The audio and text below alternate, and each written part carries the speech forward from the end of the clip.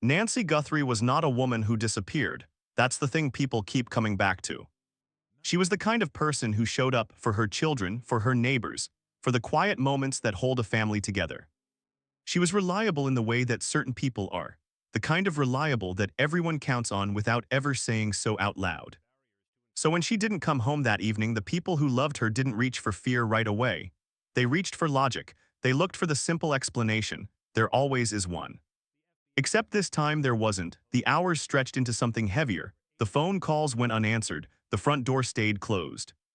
And the silence that settled over that house was the kind that changes people permanently, not the silence of a quiet evening, but the silence of something being removed from the world without warning, without reason, without any of the closure that human beings need to survive loss.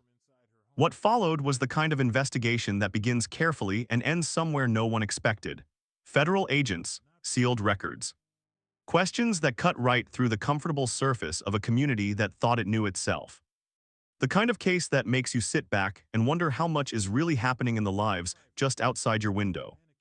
And now, after years of dead ends and painful waiting, the FBI has released an update that has shifted the entire shape of this case. Not a resolution, not the ending her family has been waiting for. Something more complicated and, in certain ways, more disturbing than a simple answer would have been. Because what this update appears to suggest is that the truth about what happened to Nancy Guthrie may have been close by all along, folded inside the very systems and structures that were supposed to keep her safe. This is not a story about a cold case that suddenly warmed up. It is a story about what happens when an ordinary woman's ordinary life quietly brushes against something dangerous. And about what a family carries when they are left asking questions that the world stopped asking years ago. Nancy Guthrie lived the kind of life that most people would describe as quiet, and she would have called it everything she ever wanted. She had a home in a mid-sized American community where people waved from driveways and remembered each other's names. She had children she was devoted to, genuinely, openly devoted, in the way you can see without being told. She had a daily rhythm that anchored her: morning coffee, school drop-offs, the familiar sequence of work and errands and coming home. It was ordinary in the most beautiful sense. The kind of life that doesn't announce itself. The kind that only reveals its true weight once it's gone. People who knew Nancy well will tell you she wasn't dramatic. She didn't carry conflict around with her. She didn't collect enemies. What she collected without trying was trust. She was the person who listened long after others had stopped. Who remembered the small things: a birthday, a hard week, the name of someone's sick parent she'd met only once. The kind of woman you don't realize is quietly holding things together until the day she isn't there anymore. Her job placed her at the intersection of people and systems, local, institutional, the kind of work that requires discretion and earns responsibility slowly. She was good at it. People trusted her professionally the same way they trusted her personally. And according to those who would later reflect on the timeline of her life, that trust, that access, that proximity to certain kinds of information may have placed her somewhere she was never meant to be. But that understanding came later. In those final weeks, what people noticed was smaller, a shift in her energy, a quietness that hadn't been there before. She canceled plans that she normally would have kept without a second thought. A friend later recalled a passing comment, something Nancy said about not being sure anymore who she could trust. It landed lightly at the time, the kind of sentence you nod at and move past, the kind you only remember later when everything else gives it a different weight. The last days of her normal life looked, from the outside, exactly like all the others. She went to work, she came home. She made dinner and helped with homework, and did all the small things that make up a life. But the people who loved her most would later say, with the slow and heavy clarity that only hindsight provides, that something was slightly off. Not dramatically. Not in a way that demanded attention, more like a song that's almost right, the melody familiar, but something in the undertone just barely out of place. And then one morning she was gone. And everything that followed would never fully fill the space she left behind. Before any of this became a story anyone told, there was just a woman building something real. Nancy had not inherited stability. She had constructed it, carefully, over years, through the kind of daily effort that doesn't make headlines because it isn't supposed to. She had faced difficulty and navigated it. She had made choices that were hard and lived with them honestly. And somewhere along the way, she had arrived at something that felt like solid ground. A home, a family, a life with weight and meaning and forward motion. Her children were her center of gravity. She didn't just show up for them, she was present in the full sense of the word. She knew which jokes landed with each of them and which topics needed gentleness. She was at every event, every game, every small moment that parents sometimes let slide. The kind of mother whose absence doesn't just leave a hole, it leaves a shape, an outline, something that follows her children into every room they've been in since. Her professional responsibilities had grown over time. She had earned her place within systems that handled real decisions, real information, real consequences. And according to investigators who would later return to this part of her story again and again, Nancy had been positioned, without fully knowing it. Perhaps in close proximity to things that certain people considered dangerous. Information that had value, knowledge that in the wrong climate could make someone a liability. This was not the lens anyone applied in the first days. In the first days, the community simply looked for her, searches were organized, flyers went up, local news carried her face. People who had spoken to her in the final week came forward with small pieces, a conversation, a detail, a moment that felt ordinary then and significant now. None of those pieces assembled into a clear picture, but according to those following the early investigation, they all seemed to point in the same direction. And that direction made people quietly, deeply uneasy. The case opened the way these cases always do. A person is reported missing, authorities respond, a file is opened, procedures begin. But according to people familiar with how the investigation evolved, something changed fairly early on. The questions being asked started to shift in a way that Nancy's family noticed. They were no longer just questions about where she was. They were becoming questions about what she knew, about who she had been in contact with, about what she might have seen or heard or stumbled into inside the professional world she moved through every day. That shift is the moment that families in these situations describe as the floor moving beneath them.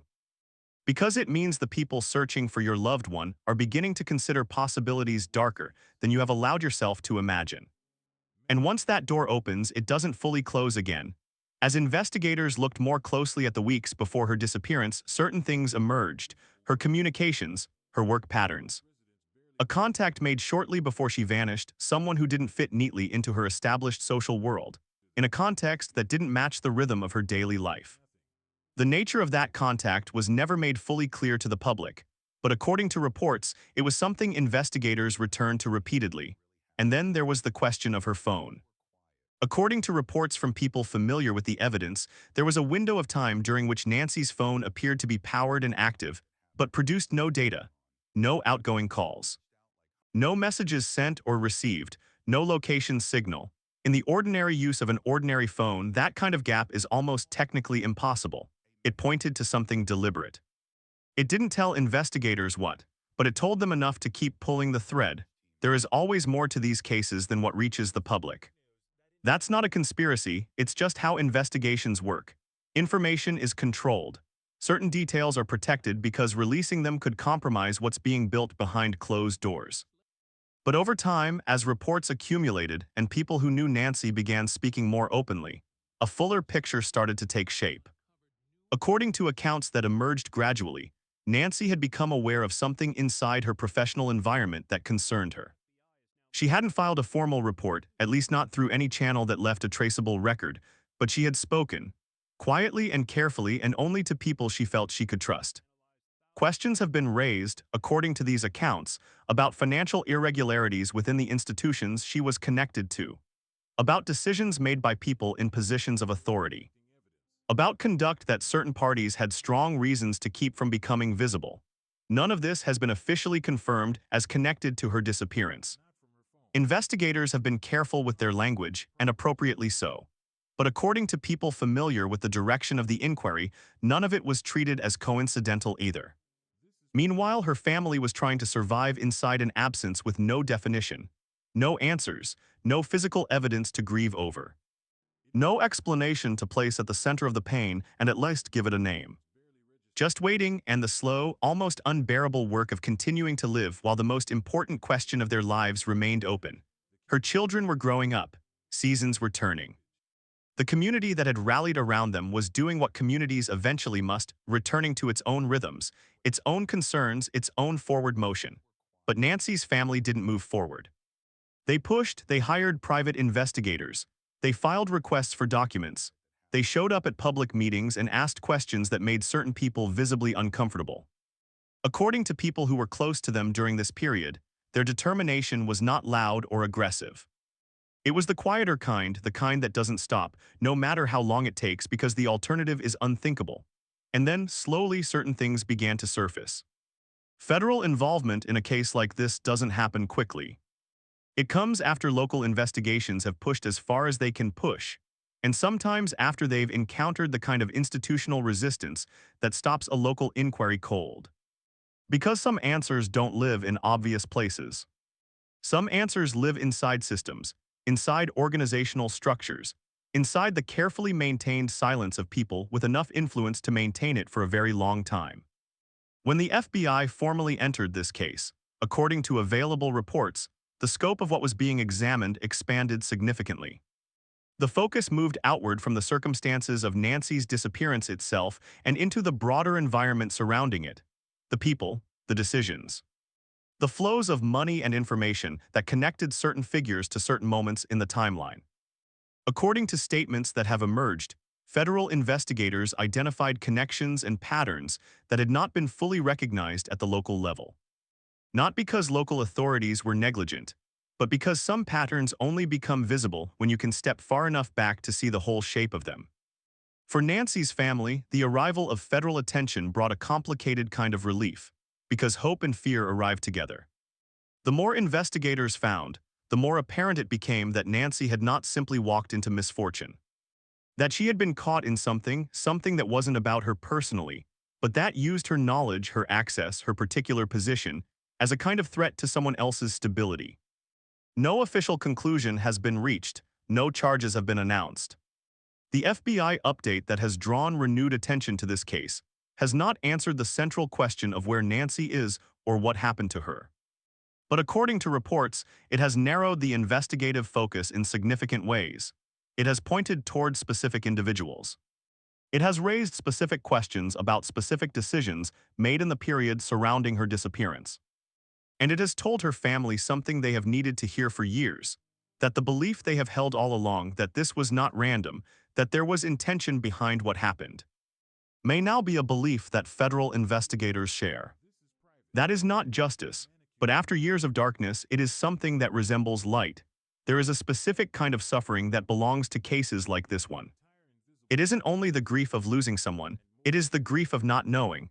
The way the mind refuses to stop working the problem, the way every new detail opens 3 new questions. The way closure, which should be a destination, keeps receding, always visible from a distance, never quite within reach. The FBI update has not resolved this case. What it has done, according to reports, is give the investigation a new direction and a renewed momentum. For a family that has been standing at the same door for years, knocking on it without answer, that momentum carries enormous weight, even if it isn't the same as a rival. What the investigation appears to have assembled, piece by difficult piece, is a portrait of a woman who may have been far closer to danger than she ever understood. Who may have known something whose full significance she hadn't yet grasped. Who may have trusted or mistrusted the wrong people at a moment when the difference between those two things mattered enormously. These conclusions have not been officially confirmed. The matter remains under investigation. What has been reported is partial, filtered, and shaped by the careful language that surrounds active federal inquiries for legitimate reasons. But the weight of the case feels different now, because what this update quietly suggests is that Nancy Guthrie's disappearance was not the result of chance. That it was connected to who she was, what she knew, and where she stood inside a particular set of relationships at a particular moment. And that understanding carries a particular horror. The idea that the very things she worked for, the trust she built and earned and extended to others, may have been the precise things that made her vulnerable. Her children are older now. They have built lives inside a grief that never fully resolved, because grief without an ending has no real shape, only a presence that shifts but never leaves. People who know them speak of individuals who have found ways to carry it, to function, to move through the world. But who have never, not for a single day, stopped wanting to know what happened to their mother. They deserve that answer not as a favor, but as something fundamental. Because what may have happened to Nancy Guthrie is not only about her family, it speaks to something larger, about whether people who see things they aren't supposed to see are protected, about whether the systems that hold power over ordinary lives can be trusted to be honest about themselves. There is a moment in every unresolved case when the world turns its attention elsewhere. The news moves on, the vigils end. The name that once sat at the center of a community's concern slowly retreats to the edges, still present for the people who loved her, but quieter in the spaces where strangers once paid attention.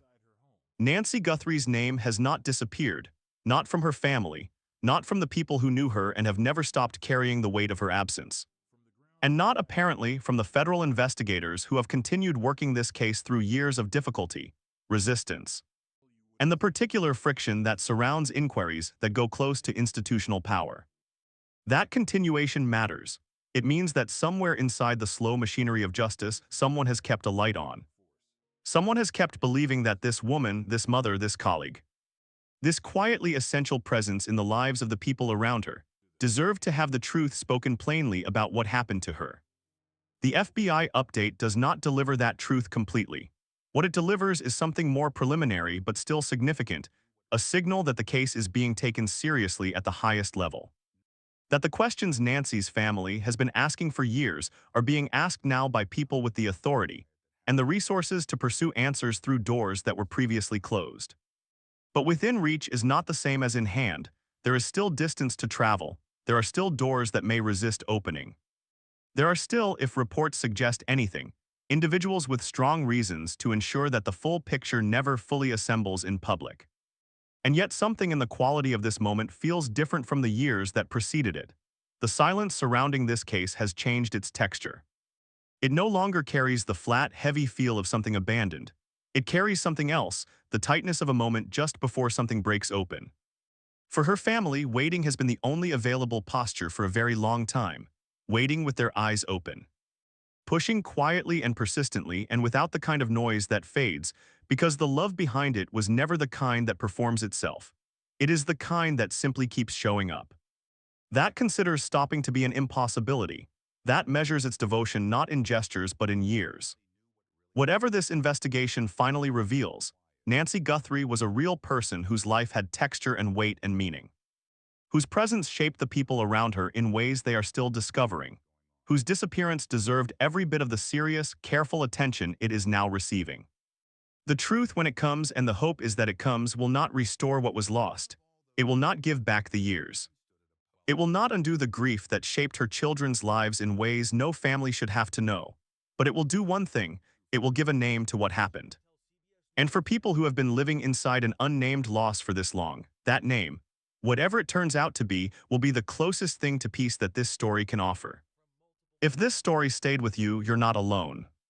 Cases like Nancy's reach into something most of us carry quietly: the fear of things that have no explanation, the need to believe that truth eventually surfaces, the discomfort of a question that won't close. Those feelings are worth sitting with. If you have thoughts about this case or about the broader questions it raises, about justice, about institutional accountability, about what we owe the people who are no longer here to ask for it themselves, share them below. This is a space for thoughtful conversation, and stories like Nancy's deserve to be held with care. If you want to stay with stories that matter, told slowly, told honestly, told with the weight they deserve, subscribe. There are more of them, and they need to be told.